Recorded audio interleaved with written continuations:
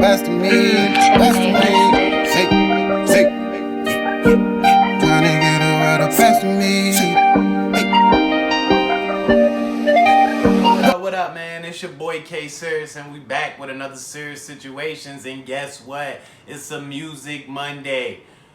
Today, man, I really don't have anything specific, one big issue to talk about or anything like that. It's kind of a smorgasbord of, you see how I threw that lingo at you, a smorgasbord. Nah, I'm fucking with you. So, like I said, though, seriously, no, seriously, it's a smorgasbord, a cornucopia, a plethora, a bounty, just a myriad of varying topics, vocab.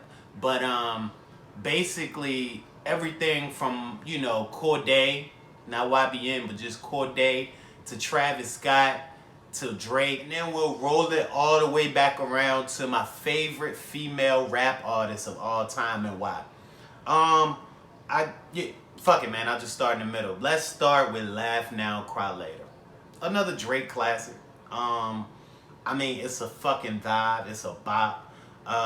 Lyrics, songwriting, fucking hook game, all that. Like I said, the song has to actually grow on me.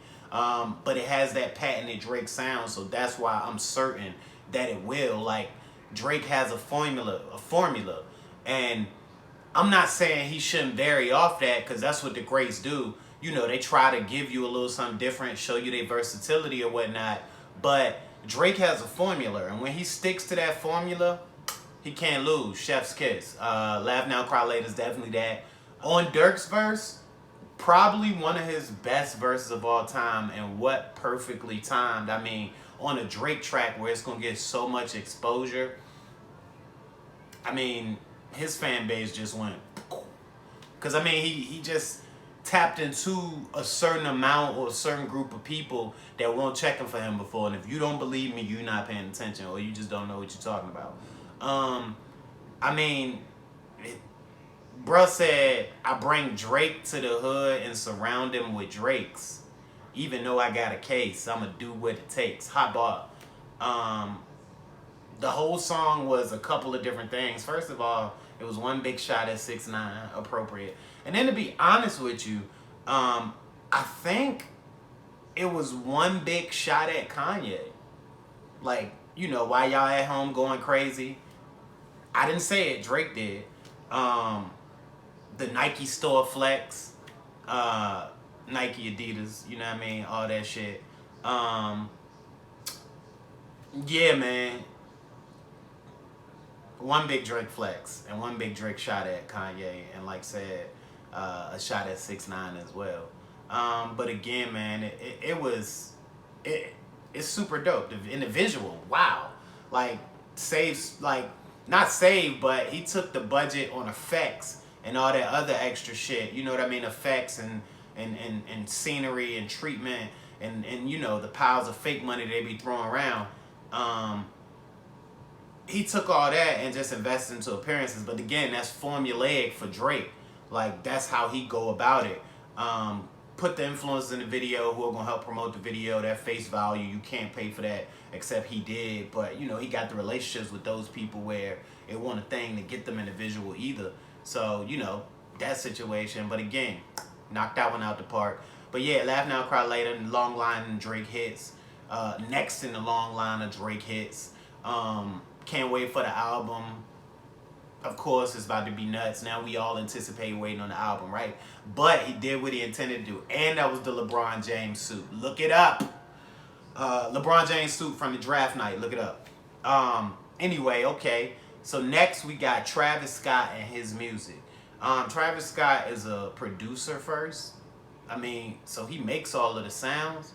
And everybody, every great whatever, every great artist or thinker or person of any sort has a great team around you. And if they don't tell you that, either they just don't want to put you on game, or they need to be humble, or they don't know what they're talking about. But every great artist has a team, so it don't surprise me that he don't write a lot of his shit.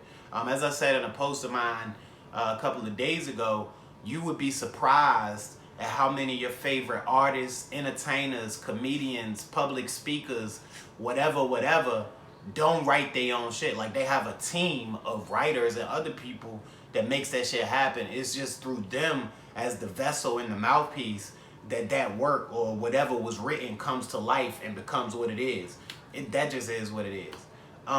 Again, man, let's hit the next topic. So the next topic, yeah, YBN Cordae, or now Cordae. Word is, bro, done left the YBN collective, you know, Young Boss Niggas or whatever collective. And basically, that sucks for them. And I say that because he's the one with the timeless, he's the one that's displayed the timeless ability. Like, for me, they made a couple little bops, but it was predicated off the wave that was popping.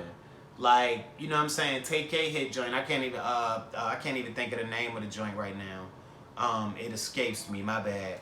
But that was kind of based off, that was a shit that was based off the wave of the race. It was that kind of sound, you know what I mean? And then I really don't even know nobody else in the collective, although I know it's a couple more cats that's popping.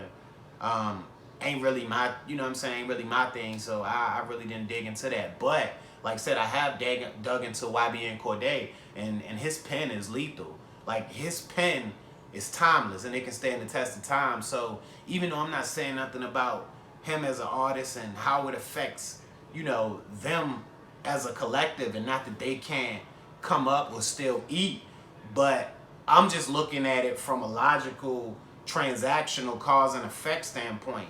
At the end of the day, if he remained a part of your collective, you could always go to him when you needed some penmanship, honestly. And that ain't necessarily saying he gonna write your bar, write your track, or write your hook, whatever. Way to segue from Travis Scott, right? Anyway, but what that will say is you can bounce ideas off the brother. Like, if you got some shit that, like, you know what I'm saying, you fucking stuck and you just need a couple of sequences or a sequence to make it come together, you got a brother whose pen will never fail if he keep trying. I mean, and he's like that.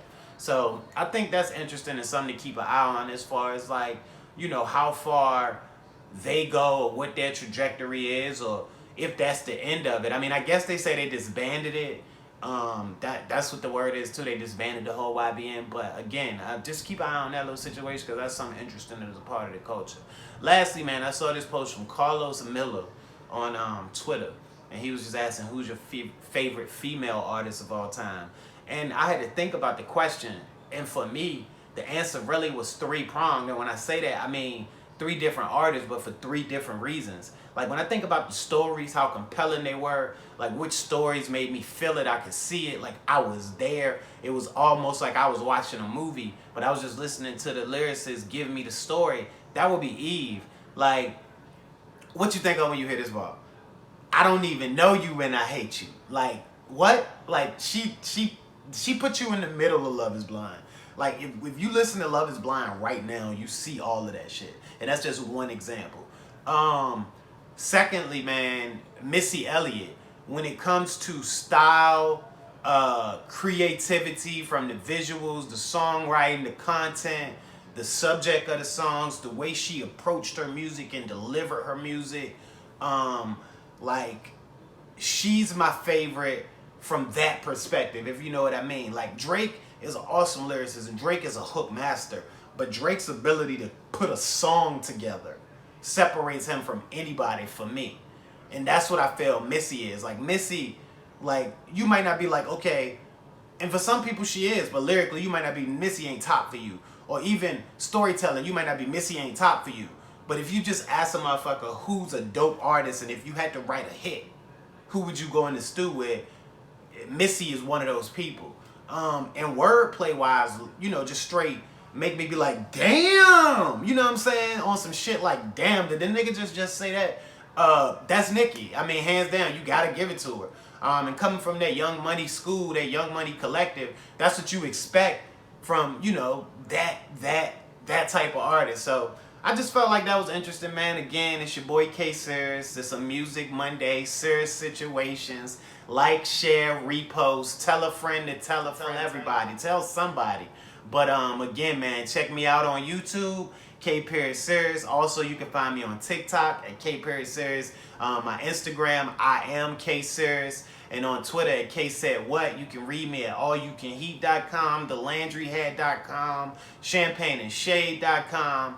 And again, man, check out all your boy music, Spotify, Tidal, Deezer, Google Play, wherever you get it, Apple Music, all that. And until next time, man, we out. It's Cirrus. Yeah, yeah.